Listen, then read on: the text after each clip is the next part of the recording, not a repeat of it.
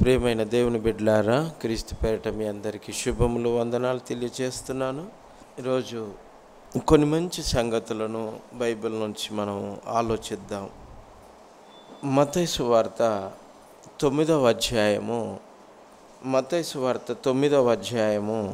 13వ వచనాన్ని ఒకసారి మనం చదువుదాం.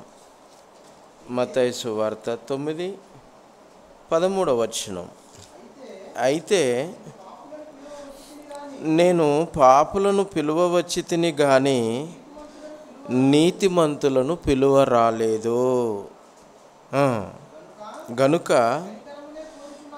కనికరమునే కోరుచున్నాను కానీ బలిని కోరను అంటున్నాడు. చూడండి,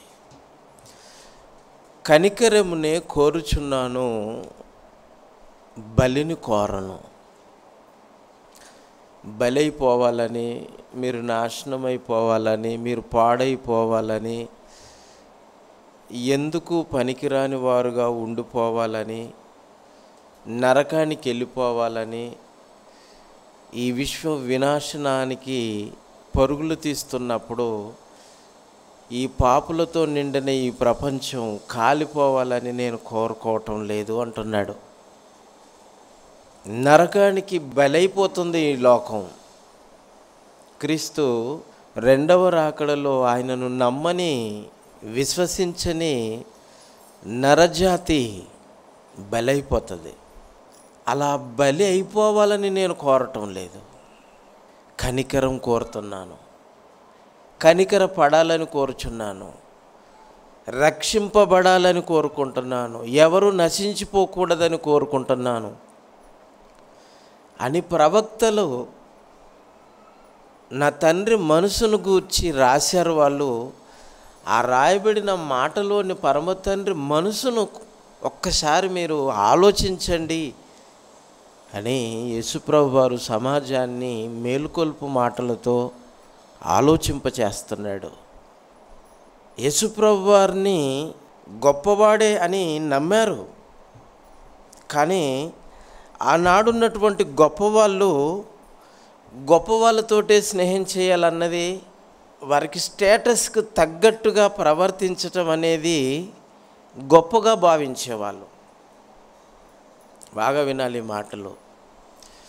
యేసుప్రభు వారిని దేవుడు పంపగా వచ్చిన మెస్సియా అని నమ్మని పరిసయ్యుడంటూ ఎవరు లేరండి, అందరూ నమ్మారు. కాకపోతే పాపులతో తిరుగుతున్నాడు కదా, పాపులతో తిరుగుతున్నాడు, సుంకరులతో తిరుగుతున్నాడు, స్నేహం చేస్తున్నాడు. వాళ్ళు ఎలాంటి వాళ్ళు ఈ సమాజానికి తెలిసినప్పుడు వాళ్ళతో స్నేహం చేస్తే మమ్మల్ని ఏమనుకుంటారు, మా పరువు పోతుంది కదా అని యేసును వెంబడించకుండా ఉన్నారు. నమ్మి కూడా ఆయనను వెంబడించటం లేదు. వెంబడించినా ఆయన మీద మేమే అధికారులం అన్నట్టుగా కనబరుచుకోవటానికి ఆయన మాటల్లో తప్పులను వెతుకబోతున్నారే తప్ప ఆయన మెస్సియా కాదు అని వాళ్ళు ఒప్పుకోలేదు. మెస్సియా కాదు అని మనసులో అలా మనసేంటిదో బైబిలే బయటపెట్టింది. నికోదేము కూడా ధర్మశాస్త్రోపదేశకుడు. మధ్యరాత్రి ప్రభు యొద్దకు వచ్చి, అయ్యా నువ్వు దేవుని యొద్ద నుండి వచ్చిన బోధకుడవని మేమెరుగుదుము అని అన్నాడు. చూడండి, బోధక ప్రపంచం ఇశ్రాయేలీయుల సమాజం మీద పెద్దలుగా, బోధకులుగా, పరిసయ్యులుగా, శాస్త్రులుగా ఈ ఉన్నతమైన వర్గమంతా దేవుని యొద్ద నుండి వచ్చిన బోధకుడవని మేము ఎరుగుదుమని అన్నారు. చూడండి, యోహాను సువార్త 3వ అధ్యాయము ప్రారంభ వచనాల్లోనే చెప్తాడు. అతడు రాత్రి యందు ఆయన యొద్దకు వచ్చి, బోధకుడా నీవు దేవుని యొద్ద నుండి వచ్చిన బోధకుడవని మేమెరుగుదుము. బోధక ప్రపంచం ఎరిగింది ఆ రోజు, దేవుని యొద్ద నుండే వచ్చాడు. మరెందుకు ఆయన నమ్మలేదు? ఆయన పాపులతో స్నేహం చేస్తున్నాడు, సుంకరులతో తిరుగుతున్నాడు, వారితో భోజనం చేస్తున్నాడు, వారి ఇండ్లలోనే ఉంటున్నాడు. వీళ్ళేమో వాళ్ళని దూరం పెట్టారు. మేము దూరం పెట్టిన వారి యొద్దకు ఆయన వెళ్తున్నాడు అని అంటే ఈయన మేము ఎలా ఈక్వల్ అవుతాము అని యేసును దూరం పెట్టడం మొదలెట్టారు. నమ్మారు, కానీ యేసుక్రీస్తు ప్రవర్తన వీరికి నచ్చలేదు. నీకెందుకు నచ్చాలి? మీరెలాంటోళ్ళు? సమాజంలో అగ్రపీఠాన్ని కావాలని కోరుకుంటారు. యేసుప్రభు వారు అగ్రపీఠం కోసం వచ్చాడా? కాదు కదా. ఆయన మహోన్నతుని యొక్క చాటున నివసించిన ఆయనతో సమానముగా పరలోకంలో హాయిగా ఉండే భాగ్యాన్ని విడిచిపెట్టకూడదు. అయినా విడిచిపెట్టి భూమి మీదకి మనిషిగా, ఆ మనుషులలో దాసునిగా, ఆ దాసులలో ఏమీ లేనివాడుగా, తనను తాను రిక్తునిగా, తినటానికి ఒక పూట భోజనం కూడా లేనివాడు, తలబాల్చుకొనుట ఒకంత స్థలమైనను లేని, ఇదండి రిక్తునిగా చేసుకోవడం అంటే ఏమీ లేనివాడండి. మీకైనా అన్నీ ఉన్నాయా లేవా చెప్పండి? ఇక్కడ హైదరాబాద్లో లేకపోవచ్చు, ఊర్లో ఇల్లు లేదా, పొలం లేదా, భూములు లేవా, ఆదరించే వాళ్ళు లేరా, ఆదుకునే వాళ్ళు లేరా? యేసుప్రభు వారికి ఆపద వస్తే ఆదుకునేవాడు ఎవరైనా ఉన్నారా చెప్పండి?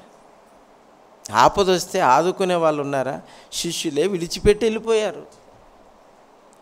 పట్టుకోవడానికి రాత్రిపూట గుదిమెలతోనూ లాంతర్లను లైట్లు వెలిగించుకొని దివిటీలతో వచ్చేసారు. బందిపోటు దొంగలు 12 మంది. ప్రార్థన చేయమంటే కూడా ప్రార్థన చేయలేదు. కళ్ళు బైర్లు కమ్మి రెప్పలు బరువెక్కిపోయి అలాగే నిద్రపోయారు. 1 గంట అయినను నా కొరకు మేల్కొని ప్రార్థన చేయలేరా అని ముమ్మారు రిక్వెస్ట్ చేసిన ఆయన సమస్తము అనుకొని ఆయనను వెంబడించిన అపోస్తలులే ఒక సమయం వచ్చేసరికి విడిచిపెట్టి వెళ్ళిపోయారండి. ఆఖరికి కన్న తండ్రి నీ చిత్తమైతే ఈ గిన్నెను తొలగించు అని తండ్రికి ప్రార్థించిన తండ్రి కూడా పట్టించుకోలేదండి. ఎంత కష్టం అనుభవించాడు చూడండి. ఎవరి కోసం? మనం బలైపోకుండా ఉండటానికి. యుగాంతమందు ఈ పంచభూతములతో మిక్కుటమైన వేండ్రముతో లయమైపోయే ఈ విశ్వంలో ఆయన పిల్లలుగా మనం ఉన్నాం కనుక మనం బలైపోకూడదని బలిని నేను కోరటం లేదు, కనికరమునే కోరుచున్నాను. ఈ మాటను మీరు చదివి ఆలోచించండి అని ఆనాడు జ్ఞానవంతులకి జ్ఞానము నేర్పిన మహాజ్ఞాని క్రీస్తు. కనికరం అంటే అర్థం తెలుసండి? జాలిపడటం. జాలిపడాలి.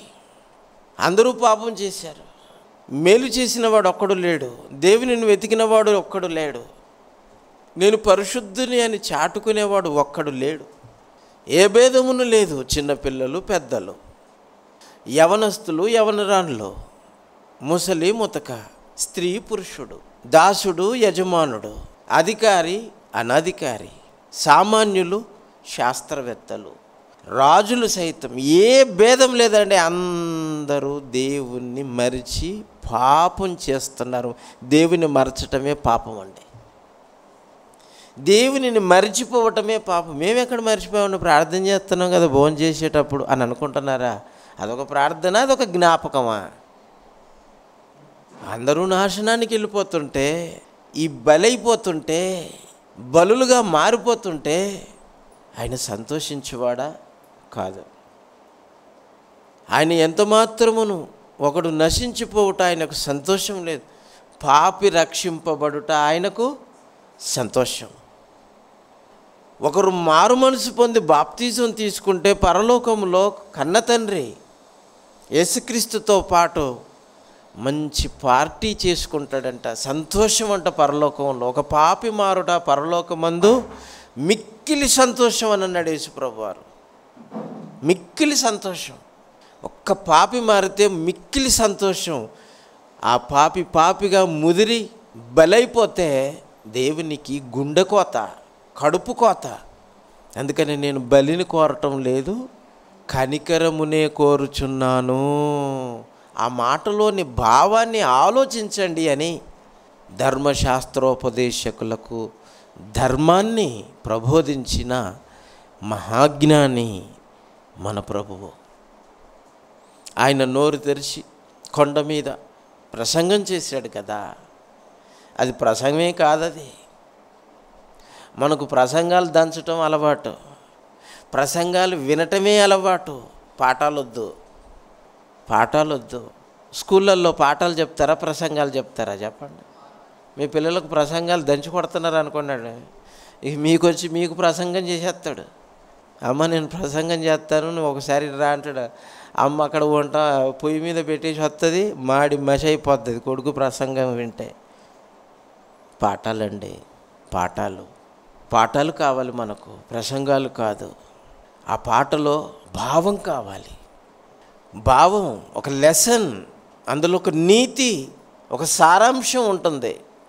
దేవుని మనసు ఈ వాక్యంలో ఉంది. వాక్యాన్ని జాగ్రత్తగా పరిశీలిస్తే తండ్రి మనసు తెలిసిపోతుంది. అందుకనే కొండ మీద ఎక్కి ప్రభు ఏమని చెప్పాడండి? మత్తయి సువార్త 5వ అధ్యాయం 7వ వచనంలో, కనికరము కలవారు ధన్యులు అని అన్నాడు చూడండి. ఇప్పుడు కనికరమును కోరుతున్నాడు. మీరు కనికరం కలిగి ఉండండి, మీరు ధన్యులు అంటున్నాడు. అంటే కనికరము ధన్యతలలో ఒకటి. ఎన్ని ధన్యతలు చెప్పాడండి? 8 ధన్యతలు ఉన్నాయి. 3వ వచనం నుంచి 11 వరకు 8 ధన్యతలు ఉన్నాయి. మొదటి ధన్యత, ఆత్మ విషయమై దీనులు. ఆత్మ విషయంలో దీనులు. ఆత్మ సిద్ధమే కానీ శరీరము బలహీనమని యేసుప్రభు వారు చెప్పారు చూడండి. అది ఆత్మ విషయమై దీనత్వం. ఆత్మ విషయమై దీనులైన వారు ధన్యులు అంటే మనం కూడా ఆత్మలమే కదా. మరొక ఆత్మ నశించిపోతుంటే ఆత్మ విషయంలో దీనత్వం ఏమైనా ఉందా? జాలి పడుతున్నారా? ఆలోచించండి. రెండవ ధన్యత, దుఃఖపడువారు ధన్యులు. ఆత్మ విషయమై దుఃఖపడాలండి. నశించిపోతున్న ఆత్మల విషయమై దుఃఖముతో కూడిన భారం ఉందా చెప్పండి? దుఃఖపరుస్తున్నారా? ఆత్మ నశించిపోవటానికి ప్రయత్నం చేస్తున్నారా? ఆత్మలను దేవుని చెంతకు నడిపించి వారి ఆత్మకు పట్టిన దుఃఖాన్ని ఓదారుస్తున్నారా? దుఃఖం, ఆత్మ విషయమై దుఃఖం. శిలువ మోస్తున్నప్పుడు, యేసుప్రభు వారు శిలువ మోస్తున్నప్పుడు యెరూషలేము కుమార్తెలు, స్త్రీలందరూ ఏడుస్తున్నారు, దుఃఖపడుతున్నారు ప్రభువుని చూసి. అయ్యో ప్రభువా, ఎంత కష్టం వచ్చింది, ఎన్ని మేలులు చేశావు, ఎన్ని మంచి మాటలు చెప్పావు. ఈ పాపిష్టి లోకం, ఈ పాపిష్టి ప్రజలు మీకు సిలువ వేశారా? మీ సుకుమారమైనటువంటి శరీరం అండి ఆయనది. ఆయన ఎక్సర్సైజ్ చేసిన బాడీ కాదు కదా తట్టుకోవడానికి. కొరడాలతో కొడితే చర్మం చిట్లిపోయింది. ముళ్ళ కిరీటం నెత్తిన పెడితే ముళ్ళు గుచ్చుకొని రక్తం బొడబడ కారుతుంది. భుజం మీద సిలువ, పచ్చి మ్రాను. పచ్చికర్రలు ఎంత వెయిట్ ఉంటుందో తెలుసండి? చాలా వెయిట్ ఉంటుంది. నీరు బట్టి ఉంటుంది అది. ఎండిన కర్రలు వెయిట్లెస్, పచ్చికర్ర వెయిట్ ఉంటుంది. పచ్చి మ్రాను, మోయలేని మ్రాను. శిష్యులతో కూడి రాత్రిపూట కొంచెం భోజనం చేశాడు ప్రభు. రాత్రి భోజనమైన పిమ్మట ఆయన రొట్టెను ద్రాక్షరసాన్ని ఇచ్చి ఇక ఓలీవల కొండకి వెళ్ళాడు. రాత్రి ఆ మాత్రమే తిన్నాడండి. ఆ తర్వాత రాత్రి పట్టుకున్నారు, 3 కోట్లు తిప్పారు. తెల్లవారేసరికి ఆఖరికి 9 గంటలకు సిలువ ఎక్కించారు, కొండ మీదకి తీసుకెళ్ళిపోయి. అప్పటి వరకు క్షణం తీరిక లేకుండా ఆయనని ఇంట్రాగేషన్ చేయటము, కొట్టడం. తట్టుకుంటాడండి? తట్టుకోగలరా? మన కొరకు ఆయన దుఃఖం, ఈ ఆత్మల రక్షణ భారం కలిగి దుఃఖం కలిగి ఉన్నాడు. అందుకని దుఃఖపడు వారు ధన్యులు అని చెప్పగలిగాడు ఆయన. ఓదార్చబడతారండి, దేవుని చేత ఓదార్చబడతారు. అందుకని 3వ దినాన లేచాడు, మహోన్నతుని చాటున ఆయన సింహాసనం మీదనే కూర్చున్నాడు. ఆయన కుడిపార్శ్వమునకు ఉన్నాడు. 3 లోకాలను ఆయనకు ముందు ప్రణమిల్లేటట్టు చేశాడు. అన్ని నామముల కంటే పైనామాన్ని ఇచ్చాడు. ఇక ప్రాణం పెట్టి రక్షణను సిద్ధం చేసి భూమి మీదకి వెళ్ళావు కదా నాయనా, ఇక జడ్జిమెంట్ కూడా నీదే. ఇక తండ్రి చేయడండి మనకి జడ్జిమెంట్. ఇప్పుడు తండ్రి ఇవ్వడు, యేసుప్రభు వారే తీర్పు తీర్చేవాడు. మధ్యాకాశంలో అన్నారు కదా, మధ్యాకాశం అని అనకంటే మేఘాల మీద కాదు. మధ్యాకాశం అంటే రెండవ లోకము, భూలోకం అని అర్థం. ఆకాశం అనగానే మీరు ఆకాశం అనుకుంటారు. ఈ ఆకాశం మీద ఇంకొక ఆకాశము, ఈ భూమి కింద ఇంకొక ఆకాశం ఉంది. అది పాతాళం. లోకానికి ఒక ఆకాశం ఉంటుంది, ఒక లోకానికి ఒక ఆకాశం, 3 లోకాలు. ఈ 3 లోకాలలో మధ్యాకాశము అని అంటే మధ్యనున్న లోకం అని అర్థం. ఆ మధ్యనున్న లోకమే భూలోకము. భూలోకం అంటే మనం ఉన్న లోకం. మన యొద్దకు వస్తాడు ఆయన తీర్పు తీర్చటానికి. అది మధ్యాకాశంలో మరి ఆయన తీర్పు తీర్చటం అంటే ఈ లోకానికి వచ్చి తీర్పు తీరుస్తాడు. రెండవ రాకడలో రానై ఉన్నాడు అంటున్నావు కదా. మళ్ళా ఆయన ఎందుకు భూమి మీద అడుగు పెట్టడు, మధ్యాకాశంలోనే ఎందుకు ఉంటారంటే ఒక కథ వెళ్ళారు. ఏంటి ఆ కథ? ఇది పాపంతో కూడిన భూమి కదా, ఈ భూమి మీద ఆయన పాదం మోపడట. ఎలాంటి బోధలు చూడండి. ఆయన మధ్యాకాశంలోనే ఎందుకు ఉంటాడు అని అంటే పాపంతో కూడిన లోకం కాబట్టి మళ్ళీ పాపం అంటుకుంటుంది ఆయనకని చెప్పాడా నీకు? ఒక్క రెఫరెన్స్ అయినా చూపిస్తావా బైబిల్లో? లేదు. అలాంటి మాటలు ఎక్కడ రాయబడలేదు. మన యొద్దకు వచ్చి తీర్పు తీరుస్తాడు. ఆత్మ విషయమై దీనత్వంతో కూడిన ఆ ప్రభు ప్రాణం పెట్టాడు కనుకనే ఆ ప్రాణం విలువ తెలియక రక్షణను దూరం చేసుకొని పాపములో పండిపోయిన ప్రతి ఒక్కరికి శిక్ష విధించటానికి వస్తున్నాడు. ఇక తండ్రి మనకు శిక్ష విధించడు, ఎందుకంటే సర్వాధికారం క్రీస్తుకి ఇచ్చాడు కనుక. నీ ప్రాణం విలువ తెలియని వాడికి నీ ప్రాణం విలువ ఎంతో తీర్పు తీర్చిరా నాయనా అని తండ్రి ఎప్పుడు పంపితే అప్పుడు రావటానికి సిద్ధంగా ఉన్నాడు. చూసారా? అది ఆత్మ విషయమై దుఃఖపడు వారు ధన్యులు. ఇక కిందకు వచ్చేసరికి 7వ వచనం వచ్చేసరికి కనికరము పడేవారు ధన్యులు, వారి కనికరం పొందుతారట. చూడండి, ఈ మానవ జీవితంలో మన మనుగడలో జాలి కలిగిన మనసు మనం కలిగి ఉండాలి. దయ, జాలి, కరుణ, కనికరము, ఈ పదాలు మహోన్నతిని డిగ్రీలండి. ఇవి సామాన్యులు వీటిని అవసరాలకు వాడుకుంటారు తప్ప ఆయన కిరీటానికి ముత్యాల్లాంటివి ఇవి. అందుకనే కనికరము కలిగిన వారు ధన్యుల వరకు కనికరము పొందుదురు అని అన్నాడండి.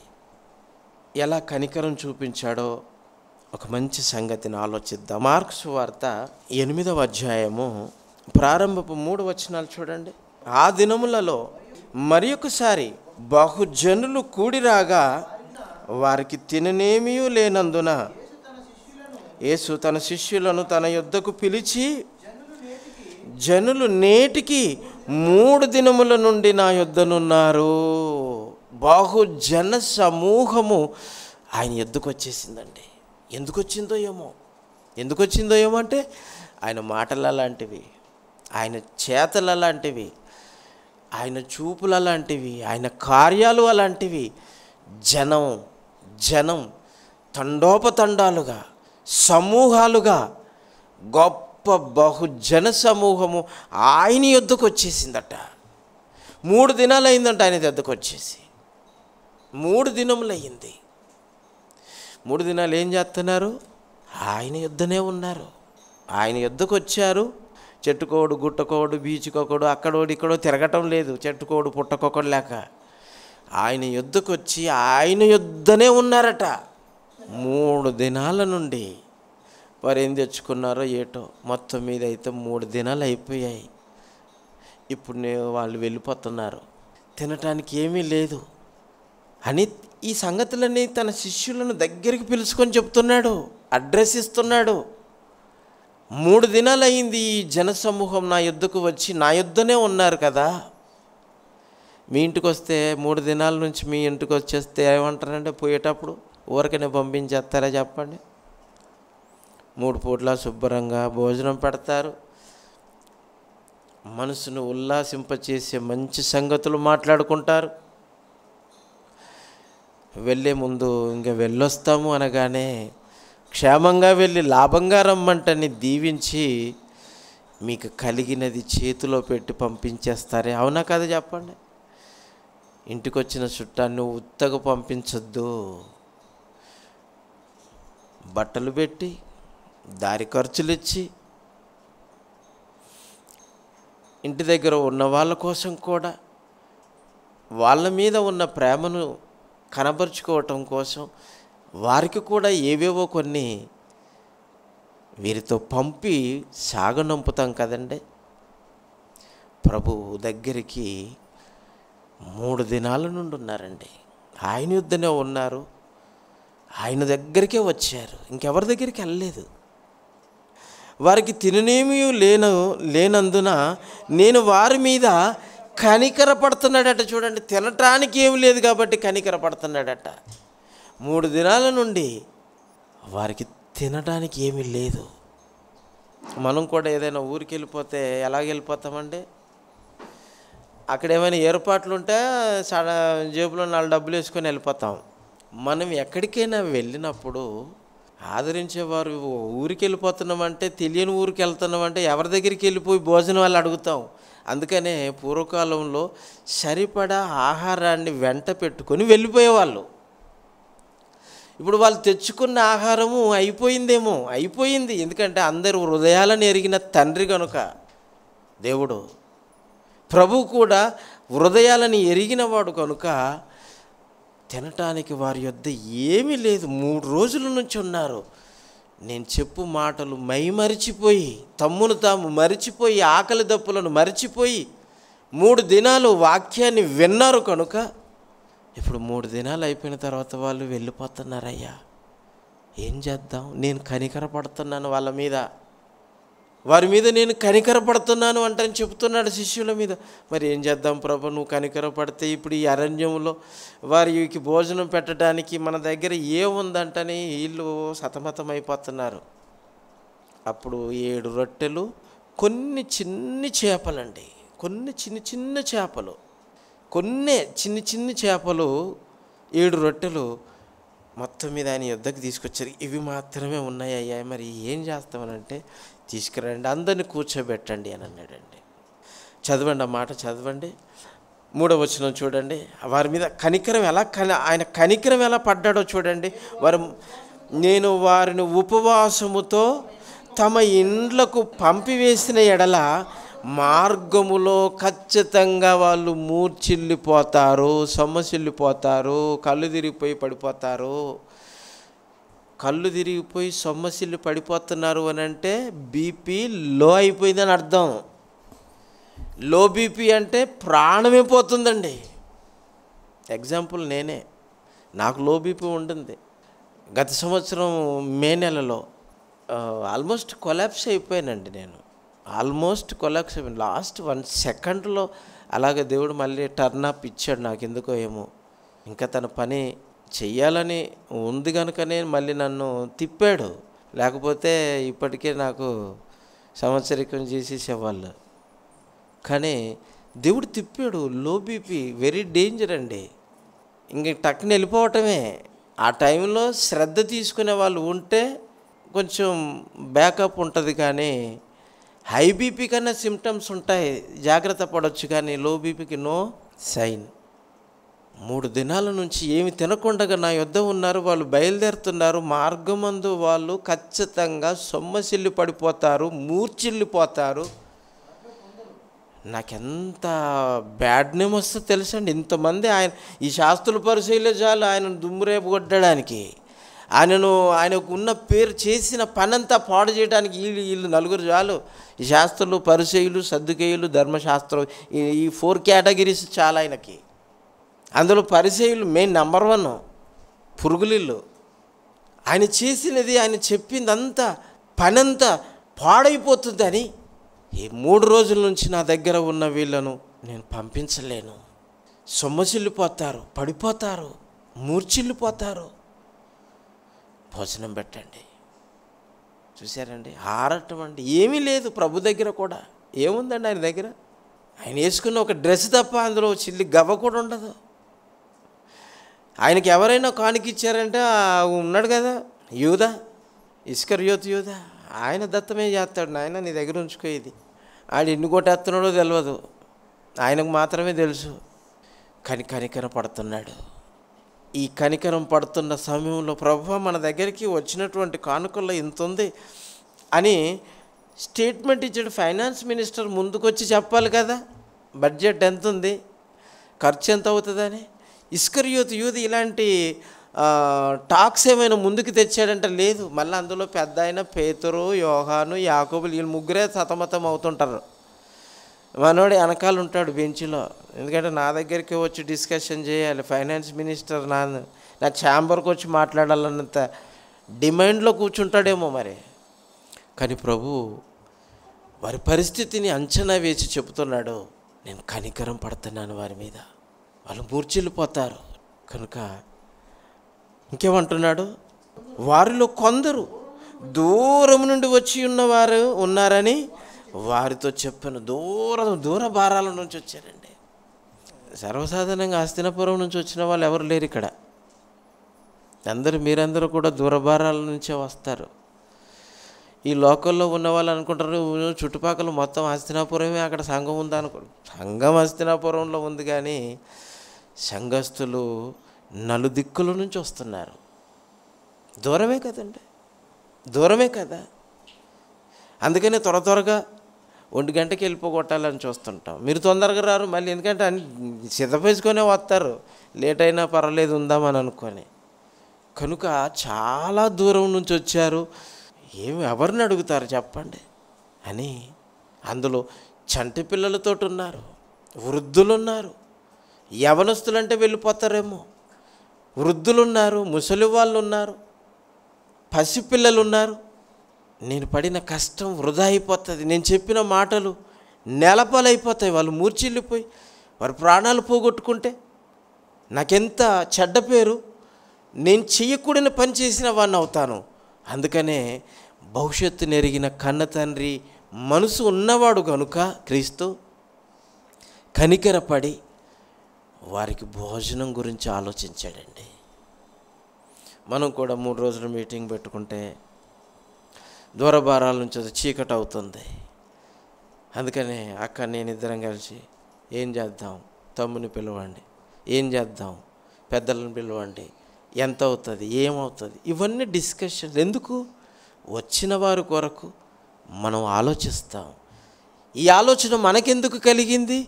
మన ప్రభువు కలిగి ఉన్నాడు కనుక మనం కలిగి ఉన్నాం. ఆయన జాలి, కరుణ, దయ ఆయన కలిగి ఉన్నప్పుడు ఆయనను ధరించుకున్న మనం ఎందుకు కలిగి ఉండడం? ఆలోచించండి. ఇంకేమంటున్నారు చూడండి. అందుకు ఆయన శిష్యులు ఈ అరణ్యంలో ఒకడు ఎక్కడ నుండి రొట్టెలు తెచ్చి వీరిని తృప్తిపరచగలడని ఆయన అడిగిరి. ఏమండి, లోబీపీ సఫిషియెంట్గా ఆ పేషెంట్కి ఆహారాన్ని అందిస్తేనే కరెక్ట్గా పొజిషన్లోనికి వస్తాడు, నార్మల్ స్టేజ్కి వస్తాడు. ఇప్పుడు తృప్తిపరిచే రొట్టెలు ఎవరిస్తారు? ఈ అరణ్యంలో ఎవడైనా తేగలడా? ఇన్ని వేల మంది. కనికరపడ్డాడండి. మీ వద్ద ఎన్ని రొట్టెలు ఉన్నాయని అడగగా వారు 7 అనిరి. అప్పుడు ఆయన నేల మీద కూర్చుండని జనంలకు ఆజ్ఞాపించి ఆ 7 రొట్టెలు పట్టుకొని కృతజ్ఞతాస్తుతులు చెల్లించి విరిచి వడ్డించుటకై తన శిష్యులకు ఇచ్చిన. వారు జనసమూహమునకు వడ్డించి కొన్ని చిన్న చేపలు కూడా వారి యొద్ద ఉండగా యేసు యొద్దకు తీసుకొచ్చారు. వాటిని కూడా ఆశీర్వదించి ముందు రొట్టెలు వెళ్ళాయి, తర్వాత చేపలు వెళ్ళిపోతున్నాయి. ఎంత బాగుందండి. రొట్టెలు చేపలు అంటే వాళ్ళకు పంచ ప్రాణాలండి. లో బీపీ అంతా హై బీపీ కిందికి వెళ్ళిపోతుంది అన్నట్టు ఉత్సాహం. చేపలు చూడ కొంతమందికి అయితే నీసు వాసన తగిలితేనే కడకైపోతారు. ఇశ్రాయేలీయులు అంత మాంసపు ప్రియులు కదండి, ప్రారంభం నుంచి కదా. బలులు ఇవ్వటము, శుభ్రంగా తినేయటం. తోలు ఎముకలు తప్ప మిగిలిన అన్నీ తినేయమన్నాడండి. రక్తం, తోలు ఎముకలు రక్తం తప్ప టోటల్గా దాన్ని తిని పారేయమన్నాడు. తింటున్నారా లేదా? మాంసం తినేస్తారు, బోటి తినేస్తారు, తన తలకాయ కూడా తినేస్తారు. ఇంకేముంటుంది? ఎముకలు ఉంటే వాటిని కూడా మంచిగా ఉడకబెట్టుకొని రసం తీసి జ్యూస్ అంటేనే దానికి నానా రకాల పేర్లు పెట్టేసి సూపులు అన్నీ ఏది వదిలేస్తున్నారండి. కొంతమంది అయితే కాల్చి కూడా తినమన్నాడు చూడండి. అంటే కాల్చటం కూడా మరి చర్మం మాంసంతో ఉడికిపోతుంది. రోస్ట్ అంటున్నారు కదా, రోస్ట్. మాంసపు ప్రియులు. అందుకని చేపలు రొట్టెలు తిని తృప్తి పొందారట చూడండి. తృప్తిగా పెట్టాడు చూడండి. 8వ వచనం, 8, 9. వారు భోజనం చేసి తృప్తి పొందిన మీదట మిగిలిన ముక్కలు 7 గంపలు ఎత్తిరి. 7 గంపల నిండా ఎత్తేసారంటండి. అంటే తిన్న ఆహారాన్ని కడుపు నిండా తిన్నాం కనుక ఇంత మిగిలింది కనుక నీళ్ళు పోసేసి కడిగి అవతల పారేయకండి. ఒక్క మెతుకు కూడా బయట పారేయటానికి వీల్లేదు. ఎందుకంటే నువ్వు పండించలేదు, సృష్టించలేదు. ఒక గింజను సృష్టించాలంటే కష్టం ఎంతుందో నీకు తెలియదు కనుక పారేస్తున్నావు. చిన్నగా ఉన్నప్పుడు మా అమ్మ చెప్పేదండి, తింటున్నప్పుడు కొంతమందికి వేళ్ళకి ఇంతంత కలిపేస్తారండి. చెయ్యంత అన్నమే ఉంటుందండి, ఇంత తినేస్తారు. ఈ అరిచేతిలో ఉన్న మెతుకులన్నీ ఎరక తింటారు, కానీ యువతల పక్కన ఉన్నాయి వదిలేస్తారు. కొంతమంది దులుపుతుంటారు, దులిపినప్పుడు ఎన్ని మెతుకులు బయటికి వెళ్ళిపోతాయి. తినటం కూడా సరిగ్గా తెలియదండి కొంతమందికి. కొంతమంది ఇట్లా ముద్దెట్టుకుంటారండి, 3 వేళ్ళతో ముద్ద పట్టుకొని ఒక వేలుని ఇలా చూపుడు వేలు మీదికి చూపించి నాలుగు ఇంత బయటికి వేసి దాని మీద ఇంత ఇలా దింపేసి అది లోపలికి తీసేస్తుందండి. చూసే వాళ్ళకి ఎంత అసహ్యంగా ఉంటుందండి. 5 ఏళ్లతో మంచిగా ముద్ద పట్టి లోపలికి తీసుకుపో వేళ్ళను లోపట పెట్టేసి పెదవులతో మూసేసుకొని మంచి నములు తినాలి. అది శుభ్రంగా తినటం అంటారు. అంతేగాని నాలుక బయటికి తీసి సగం దాని మీద ఏదో స్పూన్ మీద ఏదో రసం పోసినట్టు చాలామంది అండి. కొంతమంది నవ్వుతుంటారు, పచ్చ నవ్వుతుంటారు. అవతలోడికి అయితే ఇసుక నవ్వినట్టు ఉంటుంది, అసహ్యంగా ఉంటుందండి. భోజనం కూడా సరిగ్గా తెలియదు. చేసిన తర్వాత మెతుకులను ఇష్టం వచ్చినట్టు పారేస్తారండి. భోజనం పెట్టిన ప్రభు భోజనం దగ్గర కూడా మట్టం వేసుకొని అందరిని కూర్చోమన్నాడు. నిలబడి కాదు, ఈరోజు అంత బఫే కూర్చోబెట్టాడు, రొట్టెలు వడ్డించాడు. మొహాలు చూస్తున్నారు రొట్టెలేనా అంటని.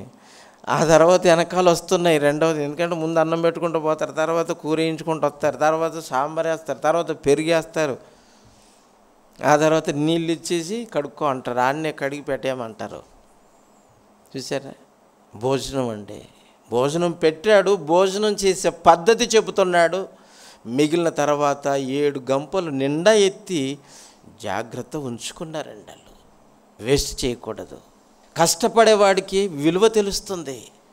ఎండలో పొలంలో ఆ నాట్లేసి ఎర్ర టెండలండి సగానికి వంగి ఆ నాట్లు వేస్తుంటే వీపు, లేడీస్ కదండి, ఎండకు మాడిపోతుంటే ఆ నీళ్లు వీపు మీద చల్లుకొని సేద తీర్చుకుంటూ ఎండలో పని చేశారండి. అంత కష్టపడి సంపాదించిన భోజనాన్ని తిని అలాగ ఇష్టం వచ్చినట్టు పారేస్తుంటే కోపపడేది మా అమ్మ. మీకు తెలిసేదిరా అని అన్నాడు. అందుకని మెతుకులను పారేయకండి. చిన్న మెతుకే ఒకటే కదంటని మీ పిల్లలు కూడా చెప్పండి. కొంచెం పెట్టండి, శుభ్రంగా తిన్నాక మరికొంచెం వేయండి. ఎన్ని ఎక్కువసార్లు పెడితే అంత అరుగుతుంది తొందరగా. కానీ ఒకటేసారి పెట్టేసేసి ఆడికి ముఖం కొట్టించేసి అందులో ఉప్పు కారం టేస్ట్ లేకుండా కూర కలిపేసి వాడికి ముఖం కొట్టిందంటే అవతల బారేస్తారు. అందుకని చెప్తున్నాడండి, భోజనం పద్ధతి చెప్తున్నాడు ప్రభువు. కష్టపడుతున్నాం కనుక వాటి విలువ తెలుసు కనుక వేస్ట్ చేయకూడదండి. అలాగున మరి వారు భోజనం చేసి తృప్తి పొందిన మీదట మిగిలిన ముక్కలు 7 గంపల నిండా ఎత్తిరి. భోజనం చేసిన వారు ఇంచుమించు 4,000 మంది. వారిని పంపివేసిన వెంటనే ఆయన తన శిష్యులతో కూడా దోణి ఎక్కి దల్మనూత ప్రాంతానికి వెళ్ళిపోయాడటే. ఎన్ని ప్రాంతాలు తిరిగాడండి? ఆ ఒక ప్రాంతానికి ఈ 4,000 మంది భోజనం పెట్టిన తర్వాత నెక్స్ట్ ఏ ప్రాంతానికి వెళ్ళాడు అని అంటే దల్మనూత ప్రాంతానికి వెళ్ళాడు. కనికరపడ్డాడండి. ఆకలి కొనిన వారిని చూస్తే భోజనం పెట్టాలనిపించాలి మనకి. చూసారా, ఈ కాలంలో భోజనం పెట్టమని అడిగేవాడు ఎవడు లేడు. రూపాయి కూడా లేదు. 10 రూపాయలు కూడా కాదు, 10 రూపాయలు అడిగేవాళ్ళు చిల్లర. అంత పచ్చకాగితానికి వెళ్ళిపోతున్నారండి, 500 100 రూపాయలకి. కనుక ప్రియులారా, కనికరం. మరొక సందర్భాన్ని చదువుకుందామండి. కనికరం 107వ కీర్తన 9వ వచనాన్ని చూద్దాం. ఏలయనగా ఆశ కలిగిన ప్రాణమును ఆయన తృప్తిపరిచి ఉన్నాడు. ఆకలి కొనిన ప్రాణమును మేలుతో నింపి ఉన్నాడండి. కన్న తండ్రి మనల్ని కన్నాడు కనుక, మన మనసు తెలుసు కనుక, మన శరీరాన్ని ఆయన తయారు చేశాడు, శరీర కోరికను ఎరిగాడు కనుక ఆకలి కొనిన శరీరానికి మేలు చేసి ఆహారాన్ని పెట్టి తృప్తిపరిచాడండి. తృప్తిగా తిన్న వాళ్ళు 4000 మంది. మిగిలిన వాళ్ళు తృప్తిగా తినరండి, కొంత హెల్తీగానే తింటారు. బీపీలు ఉన్నారనుకోండి, కొంచెం ఉప్పు కారం తక్కువ తింటారు, కానీ కొంత తక్కువనే ఉంటుంది. పెద్దవాళ్ళు ఇంతకంటే ఎక్కువ తినాలని ఉంటుంది, కానీ కొంచెమేనండి, నేను ఇంతే తింటానండి అని అంటారు. పెడితే గట్టిగా పెడితే తినేస్తారు. కానీ కొంతమంది లిమిట్గా తినేవాళ్ళు ఉంటారు. లిమిట్గా తినేవారిని పక్కకు పెట్టాడు. చిన్నపిల్లలు కొంచెమే తింటారు, వీళ్ళను పక్కన పెట్టారు. ముసలోళ్ళు ఉంటారు, వాళ్ళు కూడా పెద్దగా తినరు. మరి బాగా గట్టిగా తినేటోళ్ళు ఎవరంటే యవనస్తులు. తృప్తిగా తిన్నారు, కడుపు నిండా తిన్నారు, హాయిగా ప్రభువును స్తుతిస్తూ అలాగ వెళ్ళిపోయారండి. అది ప్రభు జాలి, దయ. లూకాసు వార్త 7వ అధ్యాయం 11వ వచనం చూడండి. వెంటనే ఆయన నాయనను ఒక ఊరికి వెళ్ళుచుండగా ఆయన శిష్యులను బహుజన సమూహమును ఆయనతో కూడా వెళ్ళిరట. చూడండి, ఒక ఊరికి వెళ్ళిపోతున్నాడండి. నయ్యన్ అనేటువంటి ఒక ఊరికి వెళ్ళిపోతున్నాడు. ఒక ఊరు నుంచి మరొక ఊరికి వెళ్తున్నాడు. ఇందాక ఏ ఊరికి వెళ్ళిపోయాడు? 4,000 మందికి భోజనం పెట్టి దల్మనూత్ అనే ప్రాంతానికి వెళ్ళిపోయాడు. ఇప్పుడు మరో ప్రాంతం నుండి నయీన్ అనే ఊరికి వెళ్ళిపోతున్నాడు, గ్రామానికి వెళ్తున్నాడు. ఆయన శిష్యులు ఆయనతో కూడా బహుజన సమూహము వెళ్ళిపోతున్నారంటే. అలాగే వెళ్ళిపోతున్నారు జనం అంతా. ఆఖరికి ఆయన ఈ నయీన్ అనేటువంటి ఊరు గవిని యొద్దకు వచ్చేసాడండి. అంటే బార్డర్, ఆ ఊరి బార్డర్ దాటేస్తున్నాడు, లోపలికి వస్తున్నాడు. ఈలోపు ఆ ఊరిలో నుంచి ఒక శవాన్ని ఎత్తుకొని వస్తున్నారండి. ఒక శవాన్ని ఎత్తుకొని వస్తున్నారు. ఆ శవము ఒక యవనస్తుడు. ఆ యవనస్తుడు ఒక్కగానొక్క కుమారుడు. తండ్రి చనిపోయాడు ముందే, తల్లి విధవరాలు. ఆ విధవరాలకి ఒక్క కుమారుడు తప్ప ఇంకెవరు లేరు. ఆవిడ ఎంత మంచిదో తెలియదు, కానీ ఊరంతా ఆవిడ వెంట వచ్చేసిందండి. కొడుకును పాడ మీద మోస్తూ ఉంటే వెనకాల తల్లి ఏడ్చుకుంటూ వస్తూ ఉంటే ఆవిడను ఓదార్చడానికి ఊరంతా జనమంతా కదిలిందండి. ఆలోచించండి. అలాగని యేసు యొద్దకు అలా ఎదురొచ్చేసారండి. నయీను గ్రామస్తులు, శవము, ఆ తల్లి ఒక గ్రూపుగా ఊరిలో నుంచి బయలుదేరారు.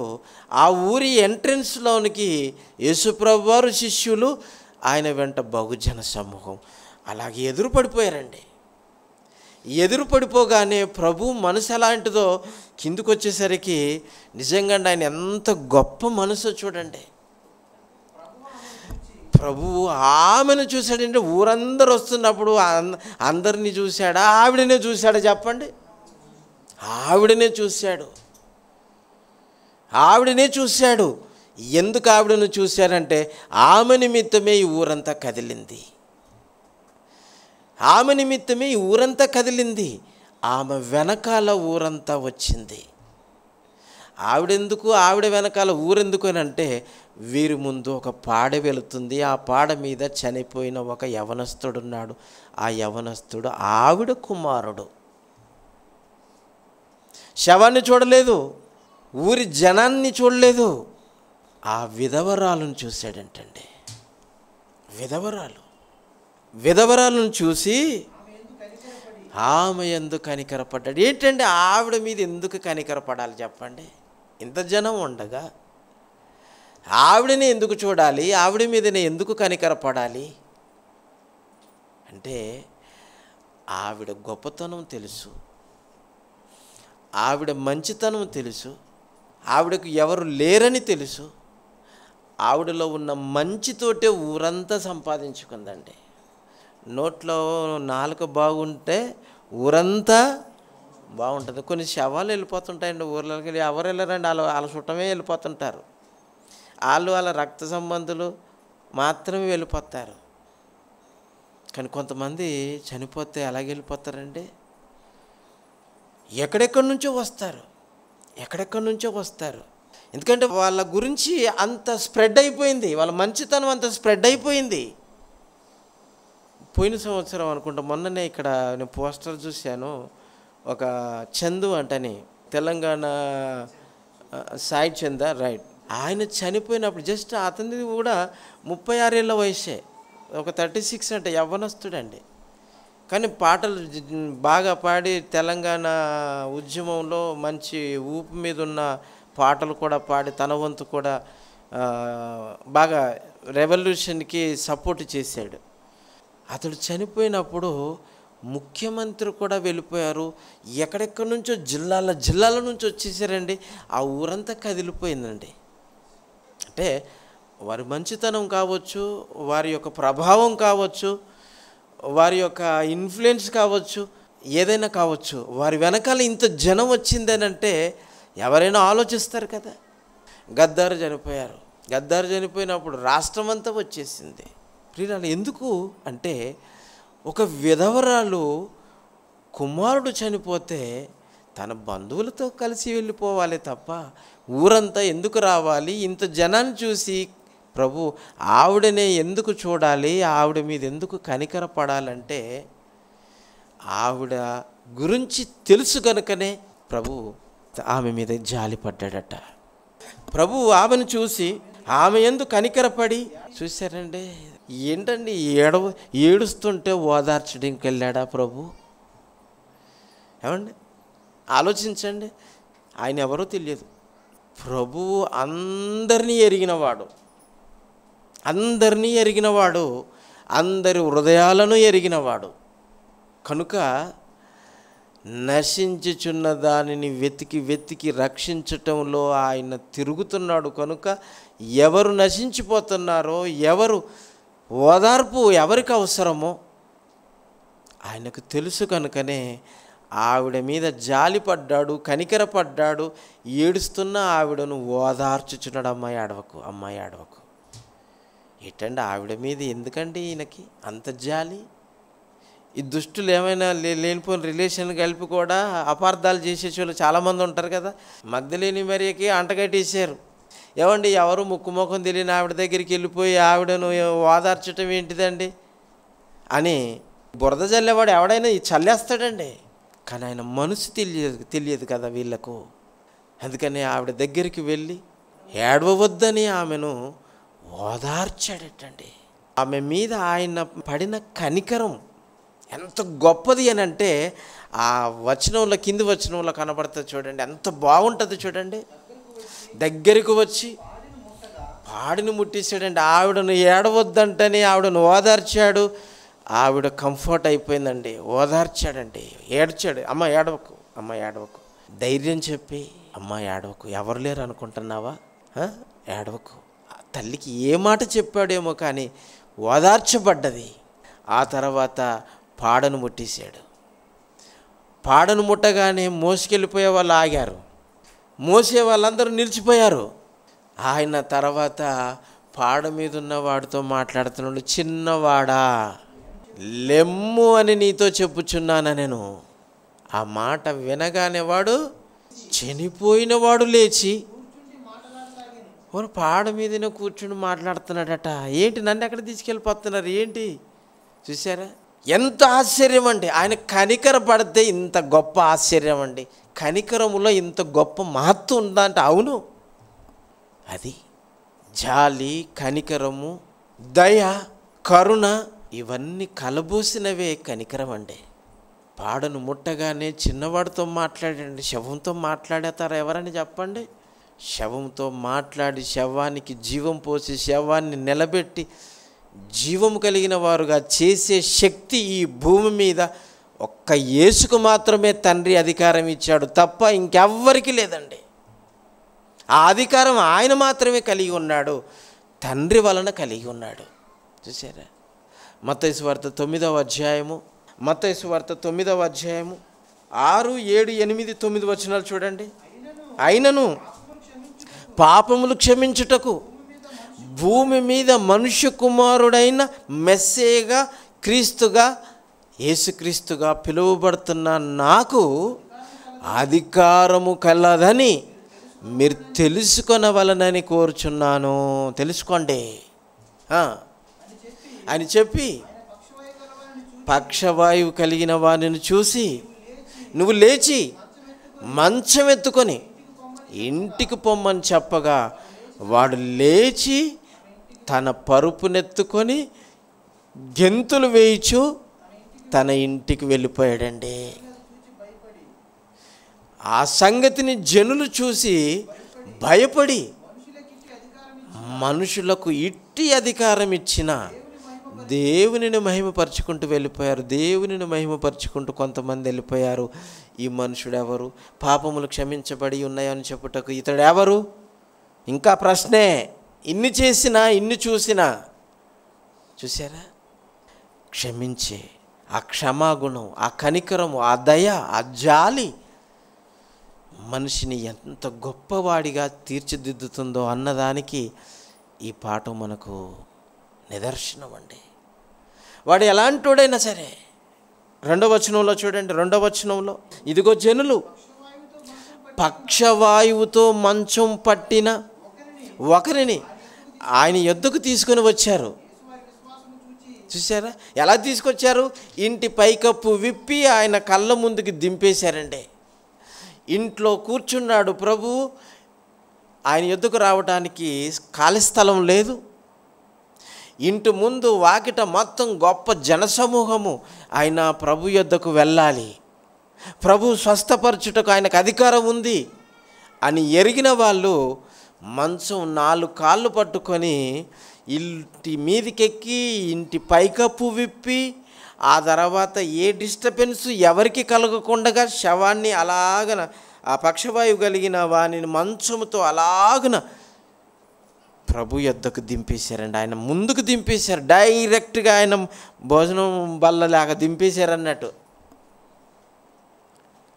వాళ్ళ మనసును గమనించాడు, వాడు చేసిన పాపాన్ని కూడా గుర్తించాడు. నీ పాపములు క్షమింపబడి ఉన్నవి అని. వాడు ఎంత ఘోర పాపి ఉంటే పక్షవాయువు రావాలి చెప్పండి? రోగాలన్నీ అలాగనే వస్తాయండి. రోగాలన్నీ పాపాలతో ముడి ఉన్నవే. కానీ కొన్ని రోగాలు మాత్రం దేవుని ఉద్దేశపూర్వకంగా వస్తాయండి. రోగాలు 2 రకాలు 3 రకాలు. ఒకటి మన స్వయంకృతాపరాధం కావలసుకొని చేసుకున్నవి కొన్ని ఉంటాయి. ఆరోగ్యం మనమే దెబ్బ తీసుకున్నాం అనుకోండి, రోగం వచ్చేస్తుంది. కొన్ని చేసిన పాపాల వలన కొన్ని వస్తాయి రోగాలు. ఇంకొకటి ప్రభువే ఒక రోగం ఇచ్చేస్తాడు. 3 రకాల రోగాలు ఉన్నాయండి. మనం స్వయంకృతాపరాధమా, చేసిన పాపాల, ప్రభువే మనకు రోగాన్ని ఇచ్చాడా? ఈ 3 అంశాలు అర్థం కావాలంటే వాళ్ళ గురించి మనకు బాగా తెలియాలి. ఏ ఒక్కరు నశించుట ఆయన చిత్తం కాదు గనుక ఎంత ఘోరపాపి అయినా మనసు మార్చుకొని ముందుకొస్తే పాపాలను క్షమించి రోగం తీసేసి ఆరోగ్యవంతునిగా తన కొరకు నిలబెట్టుకుంటాడు. అలాగున నిలబెట్టుకున్న వారిలో ఈ పక్షవాయువు కలిగిన వాడండి. మంచం మీదకు పడుకొని వచ్చిన వాడు మరొకరు మంచం ఎత్తుకొని పోవాల్సిన పరిస్థితి లేకుండా వాడి పరుపు, వాడి మంచం వాడే ఎత్తుకొని తన ఇంటికి దేవుని స్తుతిస్తూ వెళ్ళిపోతుంటే వాడిని చూసిన వాళ్ళందరూ ఇట్టి అధికారము దేవుడు మనుషునికి ఇచ్చాడే అని మనుష్య కుమారునికి ఇచ్చిన అధికారమును బట్టి, మనుష్య కుమారుని బట్టి కన్న తండ్రి అయిన దేవుణ్ణి స్మరించుచు, ఘనపరచుచు, మహిమపరచుచు భయభక్తులు కలిగి ఉన్నారట. చూడండి, కనికరం చూపిస్తే ఇంత అద్భుతంగా ఉంటుందండి. దేవుడి మాటలను దీవించును గాక.